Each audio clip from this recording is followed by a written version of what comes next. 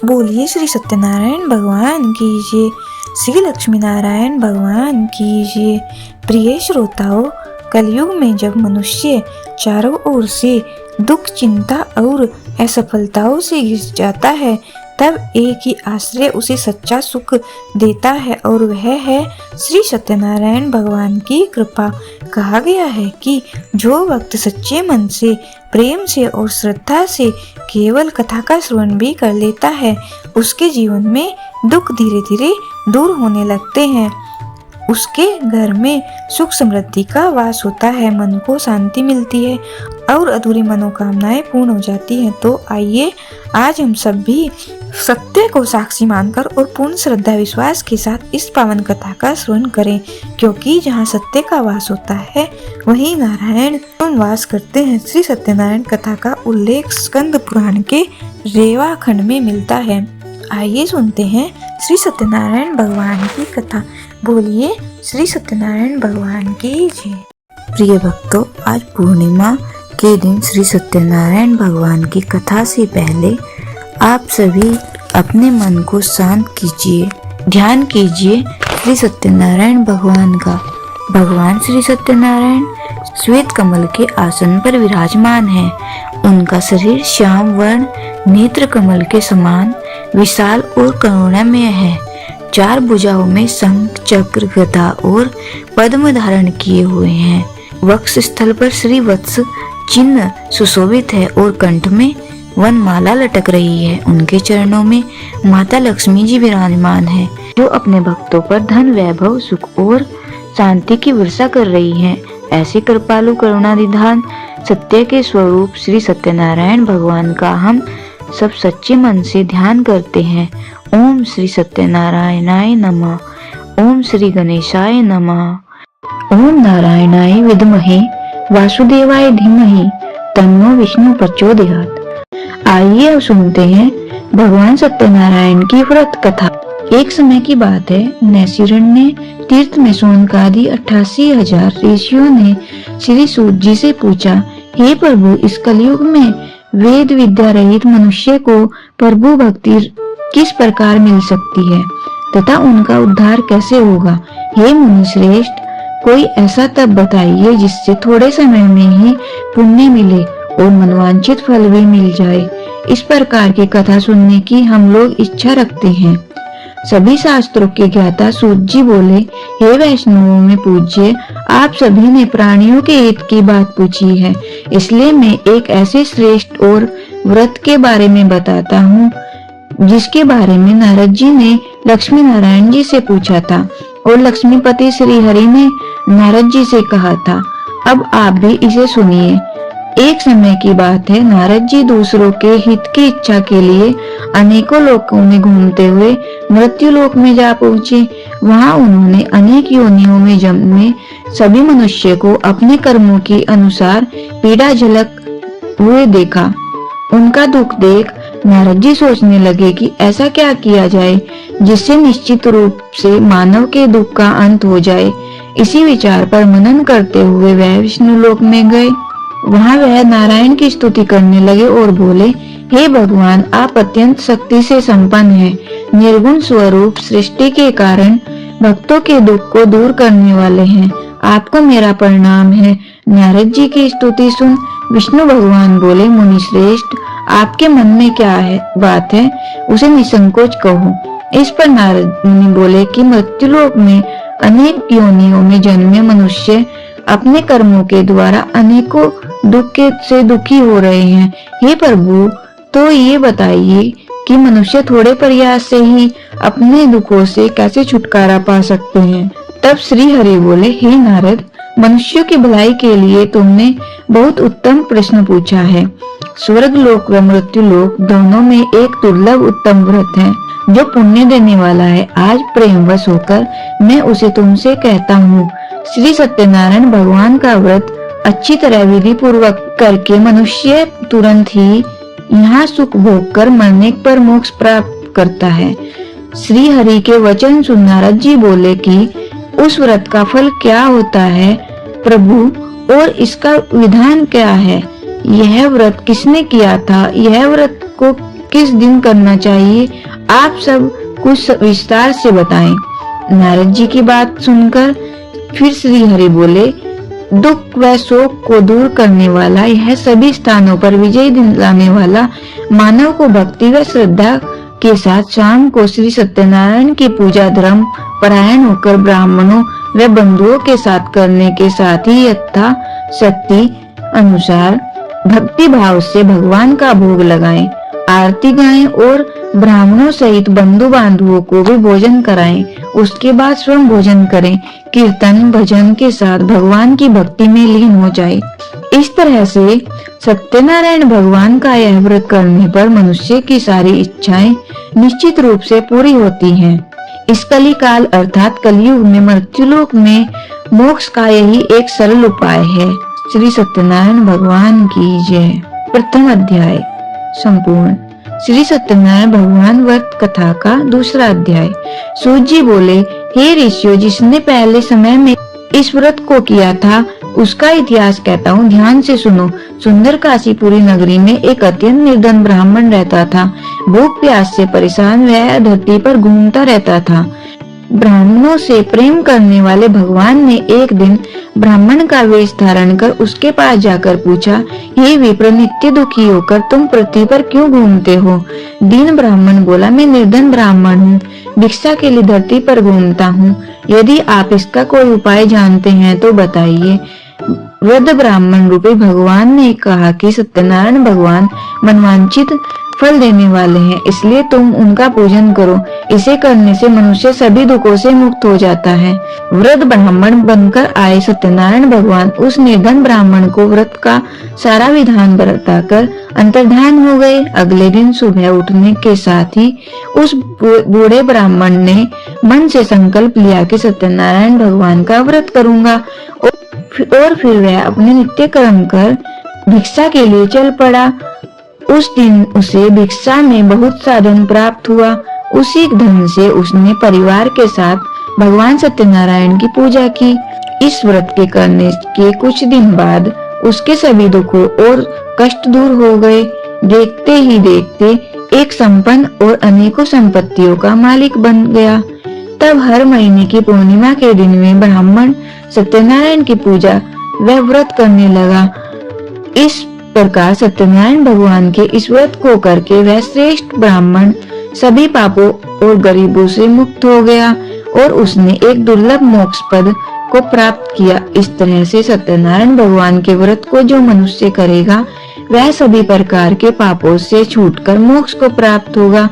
जो मनुष्य इस व्रत को करेगा वह भी सभी दुखों से मुक्त हो जाएगा। सूत जी बोले कि इस तरह से नारद जी से नारायण जी का कहा हुआ सत्यनारायण भगवान का व्रत को मैंने तुमसे कहा। हे विप्रो, मैं अब और क्या कहूँ?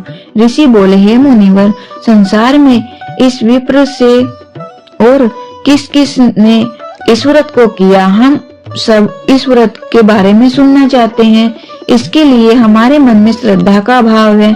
सूत जी बोले, हे मुनियों, जिसने इस व्रत को किया है वह सब सुनो। एक समय वही विप्र धन व ऐश्वर्य के अनुसार अपने बंधु बांधवों के साथ इस व्रत को करने को तैयार हुआ।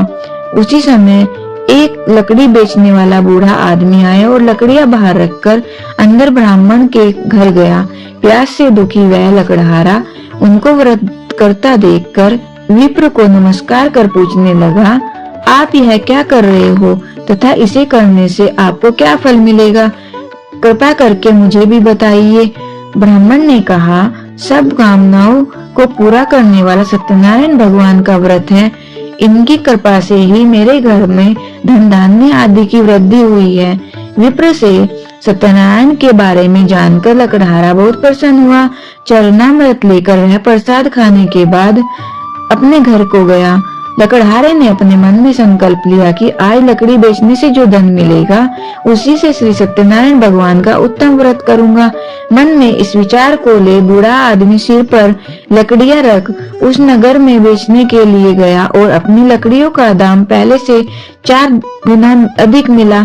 बूढ़ा प्रसन्नता के साथ पैसे लेकर सत्यनारायण भगवान की मूर्ति व व्रत की अन्य सामग्रियां लेकर अपने घर गया। वहां उसने अपने परिवारजनों को बुलाकर विधि विधान से सत्यनारायण भगवान का व्रत किया। इस व्रत के प्रभाव से वह बूढ़ा लकड़हारा धन पुत्र आदि से युक्त होकर संसार के समस्त सुख भोग अंत काल में बैकुंठ धाम चला गया। श्री सत्यनारायण भगवान की जय। सत्यनारायण भगवान कथा का द्वितीय अध्याय संपूर्ण। श्री सत्यनारायण भगवान व्रत कथा का तीसरा अध्याय। सूत जी बोले, हे श्रेष्ठ मुनियों, अब आगे की कथा कहता हूँ। पहले समय में उल्कामुख नामक एक बुद्धिमान राजा था। वह सत्यवक्ता और जितेंद्रिय था।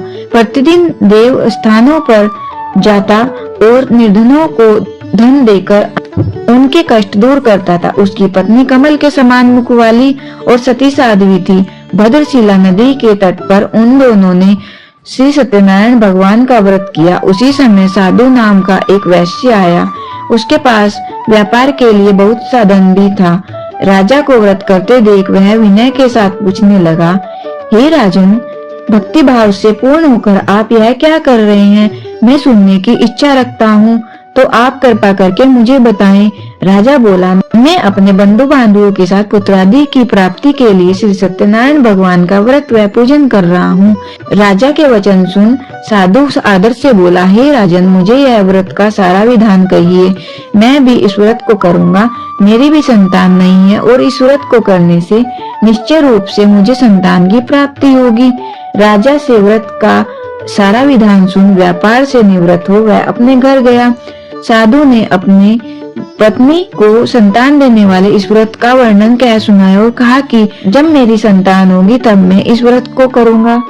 साधु ने इस तरह के वचन अपनी पत्नी लीलावती से कहे। एक दिन लीलावती पति के साथ आनंदित हो सांसारिक धर्म में प्रवृत्त होकर सत्यनारायण भगवान की कृपा से गर्भवती हो गई। 10वें महीने में उसके गर्भ से एक सुंदर कन्या ने जन्म लिया। माता पिता ने अपनी कन्या का नाम कलावती रखा। एक दिन कलावती के माँ लीलावती ने अपने पति को याद दिलाया कि आपने सत्यनारायण भगवान के जिस व्रत को करने का संकल्प किया था उसे करने का समय आ गया है।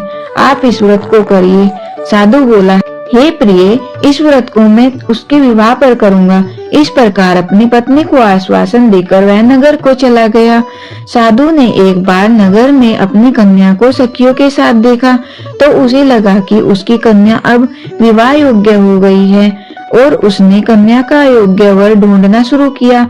एक दिन साधु इस बात को ध्यान में रखते हुए एक नगर में पहुंचा और वहां देखभाल कर लड़की के लिए सुयोग्य वाणिक पुत्र को ले आया। सुयोग्य लड़के को देख साधु ने बंधु बांधवों को बुलाकर अपनी पुत्री का विवाह कर दिया। लेकिन दुर्भाग्य की बात ये थी कि साधु ने अभी भी सत्यनारायण भगवान का व्रत नहीं किया। इस पर श्री सत्यनारायण भगवान क्रोधित हो गए और श्राप दिया। अपने कार्य में कुशल साधु बनिया जमाई को लेकर समुद्र के पास स्थित होकर रत्नापुर नामक नगर में गया। वहां जाकर दामाद ससुर दोनों मिलकर चंद्रकेतु राजा के नगर में व्यापार करने लगे। एक दिन भगवान सत्यनारायण की माया से एक चोर राजा का धन चुराकर भाग रहा था। उसने राजा के सिपाहियों को अपना पीछा करते देख चुराया हुआ धन वहां रख दिया। वहां साधु अपने जमाई के साथ ठहरा हुआ था। राजा के सिपाहियों ने साधु वैश्य के पास राजा का धन पड़ा देखा तो वह ससुर जमाई दोनों को बांधकर राजा के पास ले गए और कहा कि उन दोनों चोरों को हम पकड़ लाए हैं, आप आगे की कार्रवाई की आज्ञा दें। राजा की आज्ञा से उन दोनों को कठिन कारावास में डाल दिया गया और उनका सारा धन भी उनसे छीन लिया गया। श्री सत्यनारायण भगवान के श्राप से साधु की पत्नी भी बहुत दुखी हुई। घर में जो धन रखा था उसे चोर चुरा ले गए। शारीरिक व मानसिक पीड़ा व भूख प्यास से अति दुखी हो अन्न की चिंता में कलावती एक ब्राह्मण के घर गई। वहां उसने श्री सत्यनारायण भगवान का व्रत होते देखा। फिर कथा भी सुनी और प्रसाद ग्रहण कर वह रात को वापस घर आई। माता ने कलावती से पूछा, हे पुत्री, अब तक तुम कहाँ थी? तेरे मन में क्या है? कलावती ने अपनी माता से कहा, हे माता, मैंने एक ब्राह्मण के घर में श्री सत्यनारायण भगवान का व्रत देखा है। कन्या के वचन सुन लीलावती भगवान के पूजन की तैयारी करने लगी। लीलावती ने परिवार व बंधुओं सहित सत्यनारायण भगवान का पूजन किया, उनसे वर मांगा कि मेरे पति तथा जमाई शीघ्र घर आ जाएं।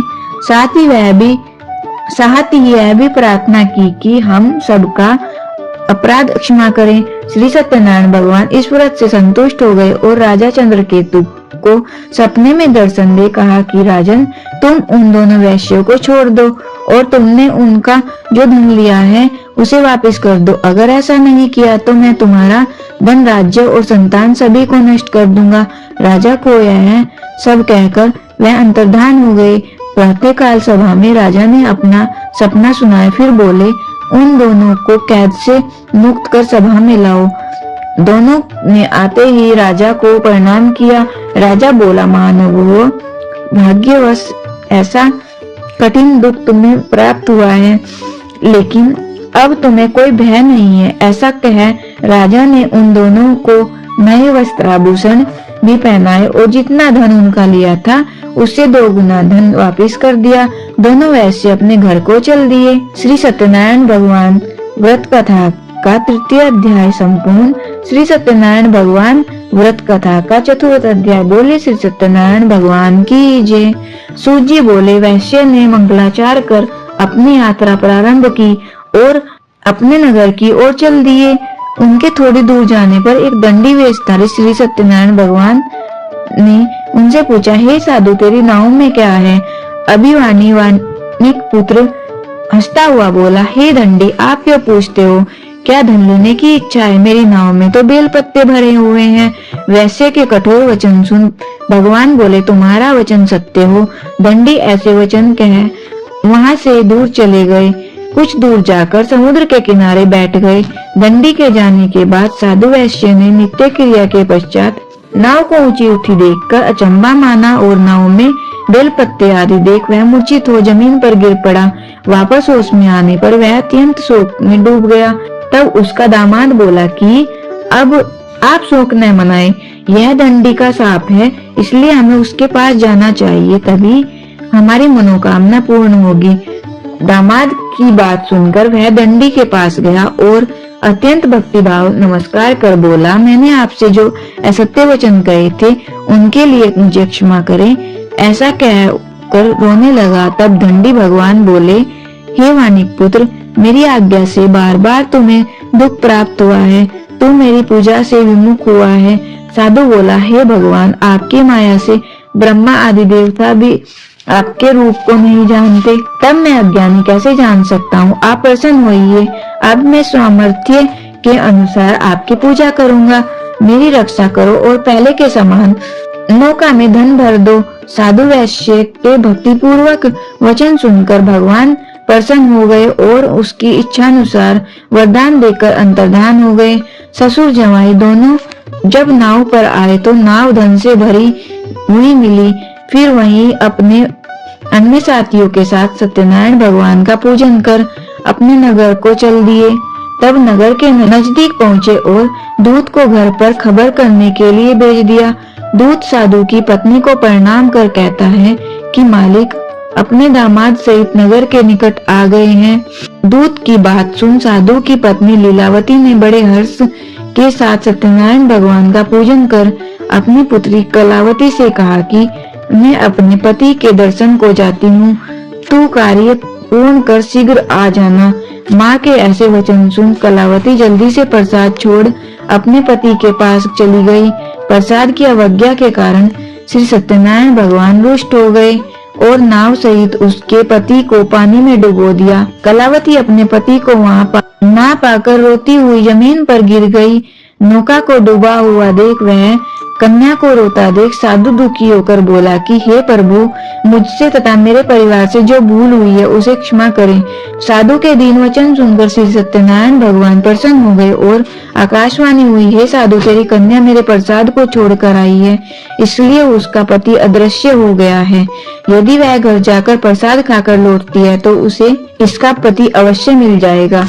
ऐसी आकाशवाणी सुन कलावती ने वैसे ही किया जैसा आकाशवाणी के दौरान भगवान ने कहा और फिर प्रसाद ग्रहण करने के बाद जब वो वापस लौटी तो अपने पति के दर्शन करके अत्यंत प्रसन्न हुई। उसके बाद साधु अपने बंधु बांधवों सहित श्री सत्यनारायण भगवान का विधि विधान से पूजन करता है। इस लोक का सुख भोग वह अंत में स्वर्ग को जाता है। श्री सत्यनारायण भगवान की जय। श्री सत्यनारायण भगवान कथा का चतुर्थ अध्याय संपूर्ण। श्री सत्यनारायण भगवान कथा का 5वां अध्याय।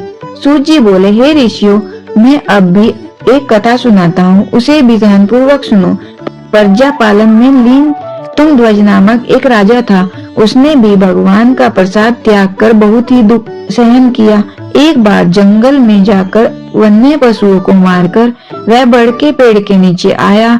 वहां उसने ग्वालों को भक्ति भाव से अपने बंधुओं सहित सत्यनारायण भगवान का पूजन करते देखा। अभिमानवश राजा ने देखकर भी पूजा स्थान पर नहीं गया और ना ही उसने भगवान को प्रणाम किया। ग्वाला ने राजा को प्रसाद दिया, लेकिन उसने वह प्रसाद नहीं खाया। प्रसाद को वहीं छोड़ वह नगर को चला गया। जब वह नगर में पहुंचा तो वहां सब कुछ तहस नहस हुआ पाया। वह शीघ्र ही समझ गया कि यह सब भगवान के अनादर का ही परिणाम है। वह दोबारा ग्वालों के पास पहुंचा और विधि पूर्वक पूजा कर प्रसाद खाया तो सत्यनारायण भगवान की कृपा से सब कुछ पहले जैसा हो गया। दीर्घ काल तक सुख भोगने के बाद मरणोपरांत उसे स्वर्गलोक की प्राप्ति हुई। जो मनुष्य परम दुर्लभ इस व्रत को करेगा तो भगवान सत्यनारायण की अनुकंपा से उसे धन धान्य की प्राप्ति होगी। निर्धन धनी हो जाता है और भय मुक्त वो जीवन जीता है। संतानहीन मनुष्य को संतान सुख मिलता है और सारे मनोरथ पूर्ण होते हैं। और सारे मनोरथ पूर्ण होने पर मानव अंत काल में वैकुंठ धाम को जाता है। तब सूत जी बोले, जिन्होंने पहले इस व्रत को किया है, अब उनके दूसरे जन्म की कथा कहता हूँ। व्रत सतानंद ब्राह्मण ने सुदामा का जन्म लेकर मोक्ष की प्राप्ति की। लकड़हारे ने अगले जन्म में निषाद बनकर मोक्ष प्राप्त किया। उल्कामुख नामक राजा दशरथ होकर वैकुंठ को गए। साधु नाम के वैश्य ने मोरध्वज बनकर अपने पुत्र को आरे से चीरकर मोक्ष पाया। महाराज तुंगध्वज ने स्वयंभू होकर भगवान में भक्ति युक्त हो कर्म और मोक्ष पाया। श्री सत्यनारायण भगवान की जय। श्री सत्यनारायण भगवान 5वां अध्याय संपूर्ण। श्री सत्यनारायण भगवान की आरती। जय लक्ष्मी रमणा, जय श्री लक्ष्मी रमणा। सत्यनारायण स्वामी जन पातक हरणा। जय लक्ष्मी रमणा, रतन जड़ित सिंहासन अद्भुत छवि राजे। नारद करत निराजन घंटा ध्वनि बाजे। जय लक्ष्मी रमणा, प्रकट भय कलि कारण द्विज को दर्श दियो। बूढ़े ब्राह्मण बन कर कंचन महल कियो। जय लक्ष्मी रमणा, दुर्बल भील कठारो जिन पर कर पकड़ी। चंद्रचूड़ एक राजा जिनकी विपत्ति हरी। जय लक्ष्मी रमणा, वैसे मनोरथ पायो श्रद्धा तज दीनी। सो फल भोग्य प्रभु जी फिर स्तुति कीनी। जय लक्ष्मी रमणा, भाव भक्ति के कारण छिन छिन रूप धर्यो। श्रद्धा धारण कीनी तिनको काज श्रियो। जय लक्ष्मी रमणा, ग्वाल बाल संग राजा वन में भक्ति करी। मन वांछित फल दीनो दीन दयाल हरि। जय लक्ष्मी रमणा, चढ़त प्रसाद शवायो कदली फल मेवा। धूप दीप तुलसी से राजी शत देवा। जय लक्ष्मी रमणा, सत्यनारायण जी की आरती जो कोई नर गावे। तन मन धन सुख संपत्ति मन वांछित फल पावे। जय लक्ष्मी रमणा। बोले सत्यनारायण भगवान की जय, विष्णु भगवान की जय, लक्ष्मी माता की जय।